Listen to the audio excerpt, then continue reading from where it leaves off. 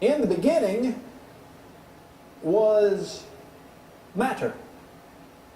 And matter begot the amoeba. And the amoeba begot the worm. The worm begot the fish. The fish begot the amphibian. The amphibian begot the lizard. The lizard begot the lower mammal. The lower mammal begot the lemur. The lemur begot the man. So goes in a nutshell the theory of atheistic evolution.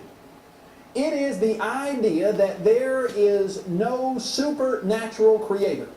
That this material cosmos, this world, is all there is, all there was, and all there ever will be. There, on the other hand, is another idea. You may be familiar with it. It goes something like this. In the beginning, God created the heavens and the earth was without form and void, and darkness was on the face of the deep, and the Spirit of God hovered across the face of the waters. And God said, "Let there be light," and there was light. And God divided the light from the darkness, and the light He called day, and the darkness He called night, and evening and a morning, day one, and subsequently those other 5 days of creation.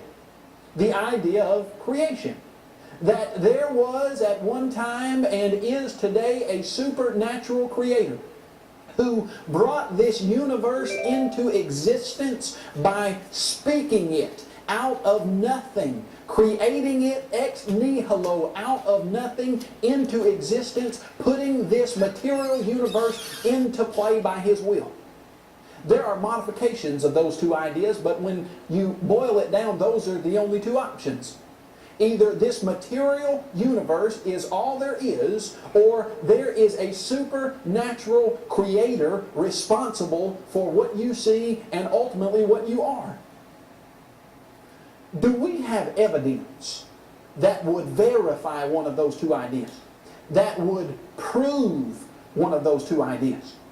Well, if you listen to the atheistic evolutionists, they would say, "Oh yes, we've got evidence. We've got more than enough evidence." In fact, if you will listen to men and women like Richard Dawkins. Richard Dawkins is the professor at Oxford who is a militant atheistic evolutionist. And Mr. Dawkins says that it's absolutely safe to say, if you meet somebody who claims not to believe in evolution, then that person is stupid, is ignorant, is insane, or is wicked. But he says, I'd rather not consider that last one. You see, Dr. Dawkins says that if there's a person out there who doesn't believe in evolution, then that person is stupid, ignorant, insane, or wicked. It's ironic to me that for the last 20 years, surveys have been done in the United States of America, and almost every single one of those surveys, when the question is asked, how do you believe this universe arose? What is the origin of the universe? 45% of the people who are asked say that the world was created by a supernatural creator in 6 literal 24-hour days some 6,000 to 10,000 years ago. That's 45%. Another 38 to 40% believe that God started the process and that there was and is a supernatural creator involved at least in the beginning. That's somewhere around 82 to 84 or 5% of the people who are asked believe that there is and was a God who was responsible for what is going on in this universe. Only 7 to 12% of the people who are asked believe in the idea that there is no supernatural creator and that this world came into existence without a divine being responsible. That, to me, speaks volumes about Dr. Dawkins' statement. But now, before we go further, don't misunderstand me. I'm not saying that you could take a vote on this and that the majority would rule. If it is the case that evolution and atheism is true, then it wouldn't matter if 99.9% of the American population or the world believed that it wasn't. If it were true, then it's true. But what I'm going to show you this evening is that it is not the case that atheism or evolution is true. In fact, what I'm going to show you this evening is that the scientific evidence points overwhelmingly to the conclusion that there is a supernatural creator, and that it is because of that supernatural creator that our universe exists. Now, what we're going to need to do is look at some fundamental scientific laws. The first one we're going to deal with is the law of cause and effect. Now, it is so fundamental, you might not know that you use it on a regular basis, but you do. Suppose I were standing up here this night, and as I was speaking to you, let's say I had a book next to me on the table, and you were listening to me in rapt attention, and you were paying very close attention to what was being said, and all of a sudden this book that was sitting on the table beside me shot across the room going 95 miles an hour and crashed into the back wall. And you looked up at me with eyes as big as saucers, and you said, "Kyle, what caused that?" And I said, "Oh, nothing. It just spontaneously occurred." Sometimes, books just spontaneously shoot across rooms going 95 miles an hour and crashing into back walls. Does that happen? No. You know that doesn't happen. Why immediately do you ask yourself what caused that? Well, because the fundamental law of cause and effect says that in this material universe, every material effect that you see has a cause that came before it and that was greater than it. Well, suppose I said, "Oh, I'm just kidding. It had to have a cause." Of course we know that. Let me tell you what that cause was. As I was speaking to you, a large housefly about the size of a dime plopped his fat little housefly body on the edge of this book and catapulted this book 95 miles an hour to the back of it. Now, do you believe that? No, you certainly don't. At least you shouldn't. Well, it's a cause that came before the book shooting across the room. What's the problem with it? It's not adequate. It's not big enough. Let me give you another illustration. Suppose we were driving down the interstate, and you were next to a large truck, and that truck was going about 70 miles an hour, and all of a sudden that truck came to a screeching halt, did 4 flips, and landed in the ditch. Well, you quickly pulled over, you pulled out your cell phone, dialed 911, got out and went to help the driver of that truck, and you say, "Are you okay?" And he says, "Yeah, but you got to get everybody off the road." You say, "Why?" He says, "Well, they're everywhere." And you say, "What is everywhere?" He said, "I saw it about 15 yards in front of me and I couldn't do anything about it." And you say, "Well, what did you see?" He said, "It was the meanest, most menacing, vicious mosquito I've ever seen.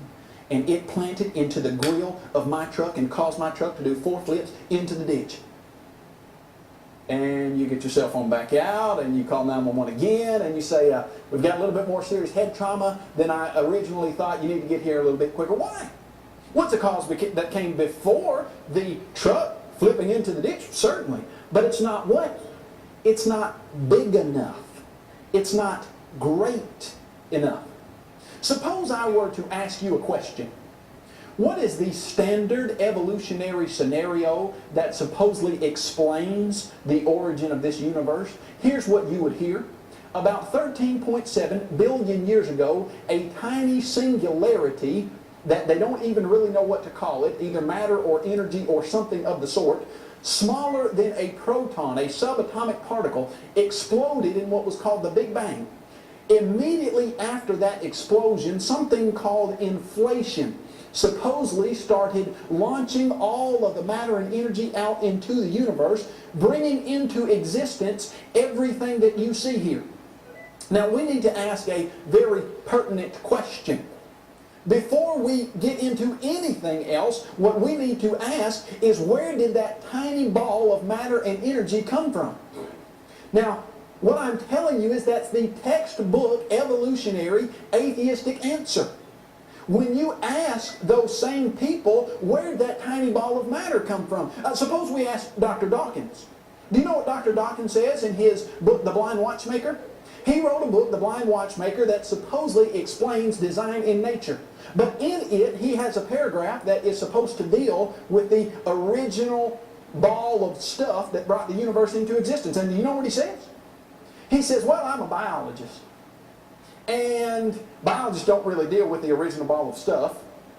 So I'm just going to let the physicists answer that question for me. Oh, well, thank you, Dr. Dawkins. You don't have an answer for that, so you're going to let someone else answer that for you.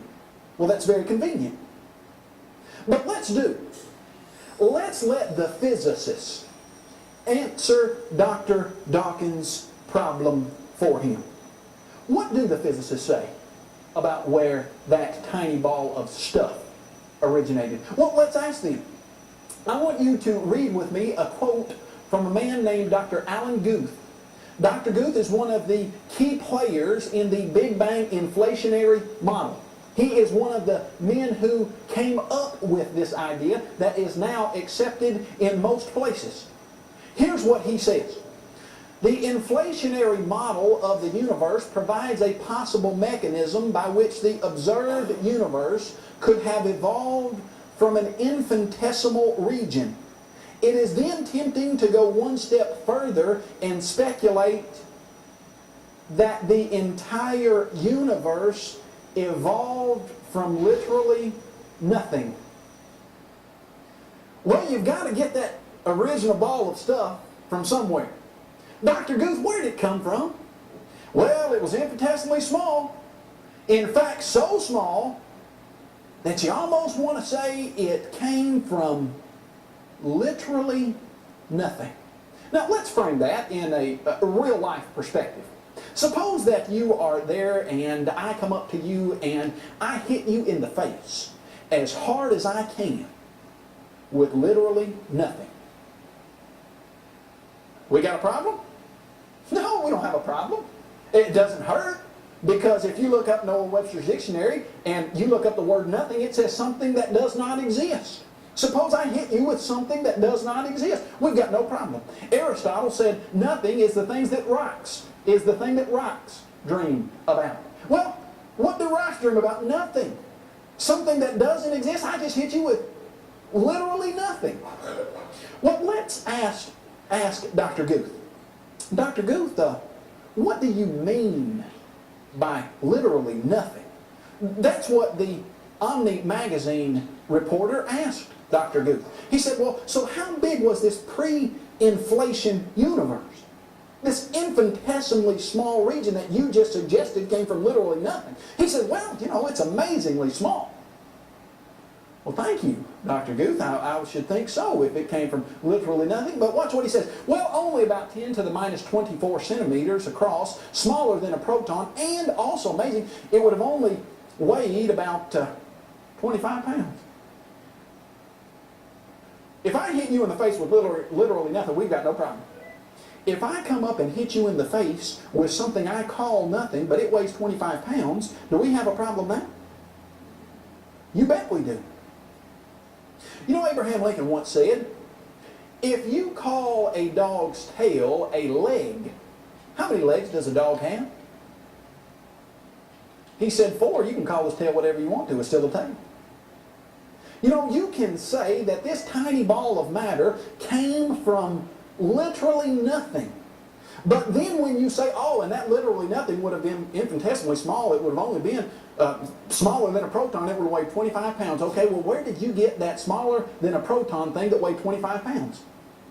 Well, how far back are you going to go? We know for a fact that material things cannot come from nothing. This is a common sense truism. Now listen to me, you understand it well. If there ever was a time where there was literally nothing, what would you have right now? Literally nothing. But you can look around and see that we've got something that's a whole lot more than nothing. Well, so let's go back to the law of cause and effect. In this material universe, every material effect has a cause that came before it and that was greater than it. The evolutionists, we're not even granting them that first ball of matter. But suppose that they did have it. Just suppose, although they can't get it, suppose they did. Do you know what that tiny ball of matter would have to explain? That tiny ball of matter would have to explain the origin of our entire universe. Have you ever stopped to think how big our universe really is? You know, used to they tried to count the stars with their unaided eye. Tycho Brahe went outside and looked up into the night sky and counted somewhere like 777 stars. Johannes Kepler, about 25 years later, came out into the night sky, looked up and counted somewhere around 1,000, just a few over 1,000. You can go down to your nearest retail store, buy a cheap, inexpensive telescope, look out into the sky and see multiplied thousands of stars. If you have access to one that's stronger, you can see hundreds of thousands. If you have access to something like the Hubble telescope, you can see millions of stars, and you can look beyond those stars and see millions of galaxies, and you can look so far that you can estimate that there are 100 billion galaxies in the universe. Now you say, well, 100 billion galaxies. Come on, Kyle, help me out, help me understand that a little. Okay, if you wanted to count to 10,000 every single day, to get to 100 billion, it would take you over 27,000 years, counting 10,000 of them a day. 365 days a year. That's a pretty large number. Well, you say, yeah, how big is a galaxy really? Well, we live in one galaxy. We live in the Milky Way galaxy. Suppose you just wanted to go across our single galaxy. Now, this is one out of an estimated 100 billion. If you wanted to count to 100 billion, you have to count 10,000 every day for 27,000 years. We live in a single galaxy, the Milky Way galaxy. Every galaxy has at least 100 million stars in it. Our sun is a medium to small sized star. How big is our galaxy? Suppose you had a ship that would actually travel light speed, that would go the speed of light, which is about 186,320 miles a second or so, somewhere around there. That's about 7 times around the equator of our Earth in a single second. Suppose we had a ship like that and you wanted to start on this end of the galaxy and you wanted to go just across our one galaxy at an estimated 100 billion. And you started the speed of light. We go every single year traveling the speed of light about 586 quadrillion miles, somewhere around there, I think. And we go for how long to get across one galaxy? 10 years? 100 years? 1,000 years? 50,000 years? No. 100,000 years traveling the speed of light to get across one galaxy. If you wanted to try to get to our near neighbor, the Andromeda Galaxy, which is one of our nearest neighboring galaxies, it would take you 750,000 years traveling the speed of light to get to one of our nearest neighboring galaxies, and that's 2 galaxies out of an estimated 100 billion.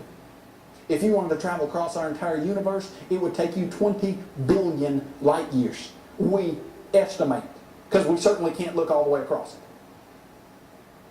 And how are we told that this huge, vast universe came into existence?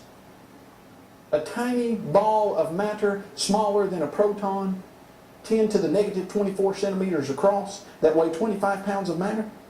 When you ask anybody who suggests that idea, have you ever seen any matter or energy that could do that? No, we've never seen it. You ever seen an explosion that could? No, never seen anything like that. Well, what is the scientific evidence that urges you, that pushes you, that constrains you to believe in a Big Bang? Well, let's ask them. Let's ask the cosmologists, the people who suggest this Big Bang and inflationary model. Let's see what they say. I want you to look at the cover of this particular New Scientist magazine. Dr. Peter Coles wrote the cover story for this particular issue. Let me introduce you a little bit better to Dr. Peter Coles. Dr. Peter Coles is the professor of astrophysics at Nottingham University in the United Kingdom. Dr. Peter Coles has written several books, including From Cosmos to Chaos and the science textbook Cosmology. Now, when you ask who writes the books on this stuff, Dr. Peter Coles is it. He writes the book. Well, continue with me. Dr. Peter Coles written over 100 technical articles on the Big Bang in periodicals such as Nature and Astronomy and Geophysics. He has been invited to lecture at the Oxford Astrophysics Seminars. He has an undergraduate degree from Cambridge University and a PhD from the University of Sussex. Now folks, this is not Kyle Butt's opinion on the idea of the Big Bang and the inflationary model. This is the statements, these are the statements that are made in Dr. Peter Coles' cover story of the New Scientist magazine. Well, Dr. Coles, what overwhelming evidence drives you, forces you to believe in the Big Bang? Well, let's see what he says. He says, inflation puts the bang in the Big Bang. Now, that's the title of his article. What put the bang in the Big Bang? What's responsible for everything you see? He says inflation did it. But now watch what he says about inflation. He says, well, there's very little direct evidence that inflation actually took place. He said, in fact, we still don't know what would have caused it if it did. So how confident can we be that inflation is really a part of the universe's history? Now hold on, Dr. Coles. You said that inflation put the bang in the Big Bang. But then he said, well, we just really don't have much direct evidence that inflation actually occurred. And you wonder how confident we can be that it really did occur. But then he goes on to say, Alan Guth cannot prove that this inflation actually happened, nor can he suggest a compelling physical reason why it should have. Within just a few years, inflation had become an indispensable part of cosmological theory. The only problem was there wasn't a shred of evidence that inflation actually happened. I thought you were supposed to write for us an article where you explain what put the bang in the Big Bang. You explained to us how this happened, and you did. You said inflation did. But then you said there's little direct evidence. In fact, Alan Guth can't prove it. And then you said quickly it became an indispensable part of a cosmological theory, but there wasn't a shred of evidence that proved that inflation ever occurred. Are you starting to see what's happening here? Richard Dawkins says, go to the physicists. They'll tell you. The physicists say, well, inflation put the bang in the Big Bang. It's got to be inflation. Well, can you prove to us inflation occurred? Well, no, there's really little direct evidence. In fact, there's not a shred of it. Continue with me. We don't know for sure if inflation happened. And we are certainly a long way from being able to identify the inflation. In a way, we are still as confused as ever about how the universe began, but perhaps now we are confused on a higher level and for better reasons. You know what I think a more appropriate title would have been for that article? Confusion taken to a higher level. Because he admits we don't have a clue how the Big Bang could have, if it did take place, and what we say put the bang in it, we don't have it. Now listen to me. This is not Kyle Butt. This is Dr. Peter Coles with a PhD in this. We don't have a shred of evidence. Not only do they not have a shred of evidence that would suggest that a person should believe in the Big Bang or in atheistic evolution, there's overwhelming, compelling evidence against such. You see, because everybody recognizes that sooner or later you have to get back to a first cause. But you know what they know? They know that it cannot be a material cause. Because they have studied matter and energy so much, they know that it had to have a cause. It couldn't have come from nothing, but whatever caused it can't be matter. What did cause it? What could be a cause that came before this material universe that was bigger than this material universe? I think you well know. In the beginning, God. How do you describe God? The Bible suggests to us that God is all-powerful, almighty. That would take care of the criterion that He is big enough. The Bible also describes for us a God that is from everlasting to everlasting to take care of the criterion that He is before this material universe. The only logical reasonable explanation to this universe is that the first cause is God. Well, someone will say, yeah, but the law of cause and effect says that for every material effect you have to have a cause that came before it. What cause came before God? Listen to what the law of cause and effect says. For every material effect. It's a scientific law that has been framed studying matter and energy. God is outside of that. You can't do an experiment on God. And every philosopher understands that an infinite regress is not an adequate answer. There has to be a first cause, and it cannot be material. What is it? God. Now, we need to look at something else. We need to look at the second scientific law that we're going to deal with, and that's the law of biogenesis. Now, the law of biogenesis is very easy to understand. In fact, we start to understand it when we are 3 and 4 years old. It simply says this: life in this material universe comes from life that lived before it and that was of its own kind. Now, that's not surprising to us, but to people in the past it was.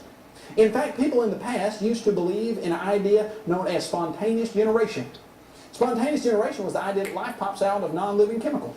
In fact, they said, yeah, you want some scientific evidence that spontaneous generation occurs? Put a T-bone steak on your kitchen counter in the middle of the summer and come back in 2 weeks. What happens? Well, you know what spontaneously generates out of that. Maggots. They just pop out of the chemical process of the air hitting the steak. They said, oh, you want some more proof? We've got it. Take some old sweaty rags and wrap them around some wheat, stick them in the corner of your barn, and come back in a month. You know what that'll produce? Mice. They just spontaneously generate from the chemical properties of the rags and the wheat. If you want some more proof, take a piece of wood, throw it in a ditch that has some water in it sitting there, come back in a month or two, pop the bark off, guess what you'll see? Grubs, you'll see all kinds of beetles and worms and bugs, you name it. They just spontaneously generate. Well, in about 1660, a man by the name of Francisco Reed, he said, I'm not sure that steaks spontaneously generate maggots. So he did an experiment. It wasn't hard. He took a jar, he put a steak in it, and he left it uncovered. He took another jar, put a steak in it, and sealed it. Maggots formed on the uncovered meat. They didn't form on the meat that was sealed. He said, voila. I watched flies land on the meat that was uncovered. I watched them try to get into the covered meat. They could not. And I believe that flies come from maggots, and that maggots then produce the flies that grow into them. Well, they said, oh no, your experiment's all wrong. See, spontaneous generation occurs because the air gets into the meat, and it's part of the chemical process. He said, okay, I'm going to add another element to this particular experiment. One jar left totally unsealed. Another jar he sealed hermetically, airtight, so nothing could get in. And the third jar, or group of jars, he covered with a gauze-type netting. And then he watched as flies landed on the uncovered meat, maggots formed. They tried to get in the totally sealed meat, no maggots formed. They tried to get in the netted meat, and maggots did form, but not on the meat, on the gauze. And he said, there you go. Flies produce maggots. They said, oh, all right. That's true. You're right. Now they said, do you believe that things don't spontaneously generate? He said, no, I just believe that maggots come from flies. I believe other things could spontaneously generate. In fact, not until 200 years later, when Louis Pasteur came on the scene, he did an experiment that once and for all dealt the death blow to the idea of spontaneous generation. If you walked into your kitchen and opened your refrigerator this morning and looked at the milk carton, you will see that that was pasteurized. The apple juice container, pasteurized. Orange juice, pasteurized. Where'd that come from, that word? It came from Louis Pasteur. In 1860, did an experiment that showed that microorganisms come from previously living microorganisms. He boiled some meat broth or hay broth. At the time, that was what they were using to find microscopic organisms. They had microscopes that they could focus in on those organisms, boiled it, killed all the microscopic organisms, put them in a special flask, put that broth in a special flask with an S shape at the bottom, so that the air could come back in, for all those people that said air is part of the process. But the gravity pulled all the microscopic organisms to the bottom of the S-shaped curve. And then he would break that neck off, allow the air just to go straight back in, and microscopic organisms would form.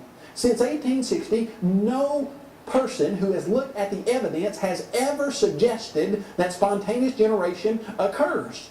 In fact, let me introduce you to several atheistic, evolutionary, very respected scientists in their field at the time that they spoke these things that totally agree with that statement. George Gaylord Simpson, maybe you'll remember his name. He says, there's no serious doubt that biogenesis is the rule.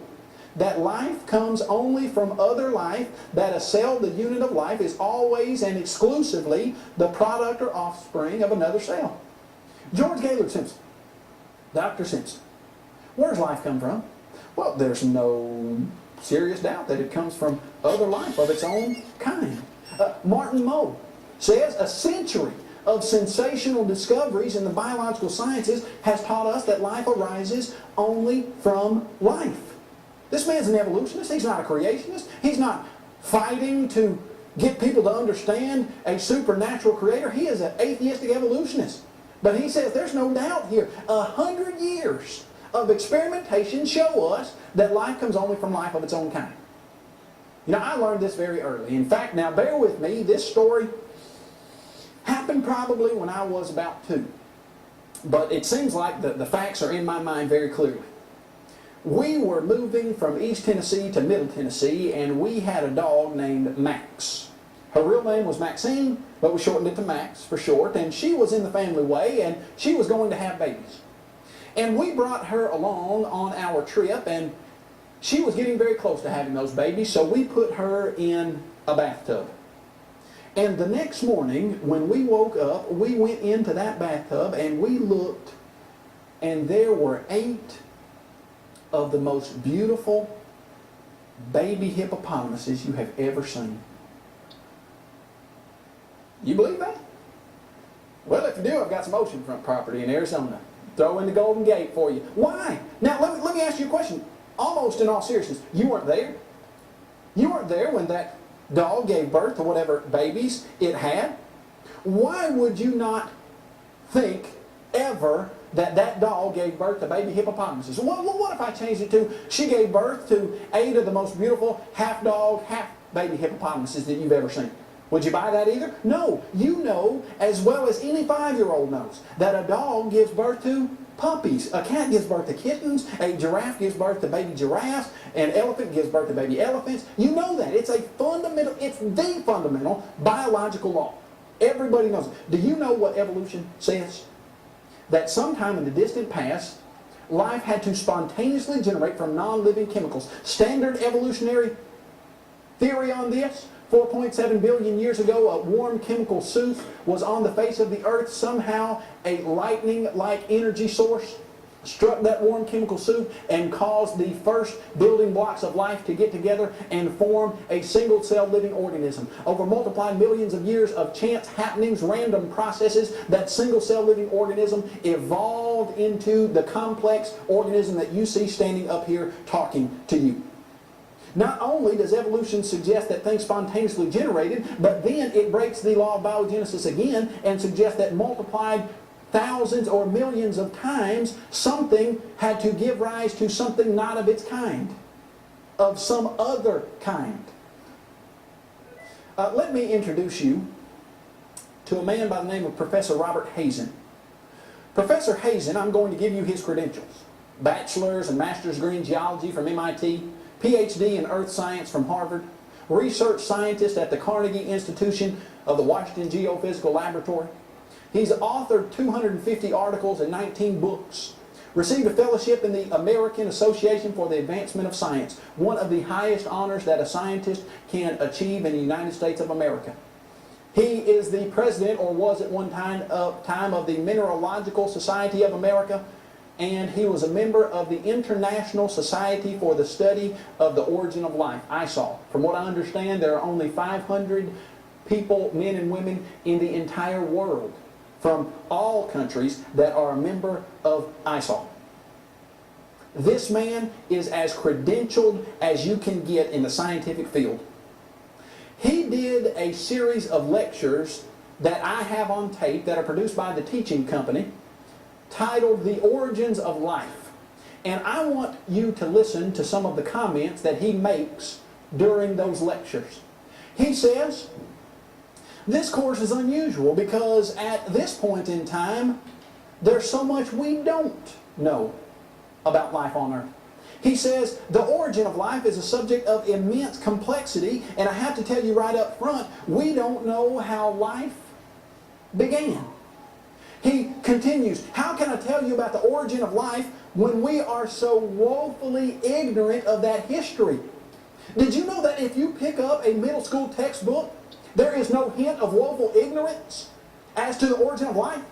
Did you know they will put in middle school and high school and college textbooks their standard teaching on the origin of life as if it were solid in stone fact? And yet, a man with as many degrees and as much achievement in this field as you can find anywhere says we're woefully ignorant on the subject. Well, thank you for telling us that. Because you sure didn't tell us that in the 6th grade or in the 12th grade or when we were in college in the textbooks that were being produced on the subject. But then he says, this course focuses exclusively on the scientific approach to the question of life's origins. In this lecture series, I make an assumption that life emerged from basic raw material. You do what? You make an assumption. Do you know what an assumption is? An assumption is an idea that you start with that you cannot prove. He says, I'm going to start with the idea that life emerged from natural processes, but I've got to assume it because I don't have the evidence to prove it. You know, using that type of thinking, we could just make an assumption that God exists and that there is a supernatural creator and that's the reason life is here. Do you think that would pass? The evolutionary atheistic muster? Oh, it certainly would not. And the idea that there is a supernatural creator is far more than an assumption. But what Dr. Hazen has is only an assumption. Now continue with me. He says, even with this scientific approach, there's a possibility that we'll never know, in fact, that we can't know. It is possible that life emerged by an almost infinitely improbable sequence of difficult chemical reactions. If life is the result of this type of happening, then any scientific attempt to understand life's origin is doomed to failure. Or it might be that it didn't happen this way or that we can't study it. And if you're trying to do a test on it, you'll never get to an answer. You know what he says about that? He says, well, if this is the case, if it really did happen that way, then there's nothing you or I or anyone else could do to figure out how it happened. I must tell you, that's a depressing thought to someone like me who's devoted a decade to understanding the origin of life. You know, it might be that I'll never figure it out. It might be that you can't do a scientific experiment on it to figure it out. But you know what? That's really depressing to me because I've spent the last 10 years of my life studying this stuff, hours and hours on end. So, Dr. Hazen, so what do you do? Well, because that thought is so depressing to me, watch what he says.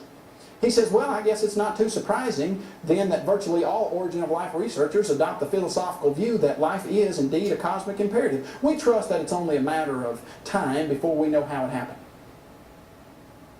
You know, it would depress me so bad to think that I might not ever arrive at the answer to the origin of life. I'm just going to assume that it happened, and so are the rest of my colleagues, just because we don't want to be depressed, and eventually we hope that we'll come in contact with this idea of how it happened, but right now we don't have a clue.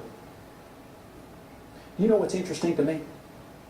What's interesting to me that not only does the Bible give you the perfect cause for life on this earth, in the beginning God, but in that first chapter of Genesis, on day 3, when God made the flowers, the grass, and the trees, He said, be fruitful and multiply after your own kind. And on day 5, when He made the birds and the fish, He said, be fruitful and multiply after your own kind. And on day 6, when He made the land animals and humans, be fruitful and multiply after your own kind. According to evolution, somewhere in the distant past, spontaneous generation had to occur, and that organism that originally spontaneously generated had to, over multiplied millions of years, turn into many different organisms not of its kind. But according to biblical creation, God laid down the law of biogenesis at the very beginning. Ladies and gentlemen, there are two ideas as to the origin of this universe. In the beginning was matter, which we know is scientifically untenable. The only logical, reasonable, honest answer to the origin of this universe and the origin of life in this universe is the simple statement made over 3,500 years ago. In the beginning, God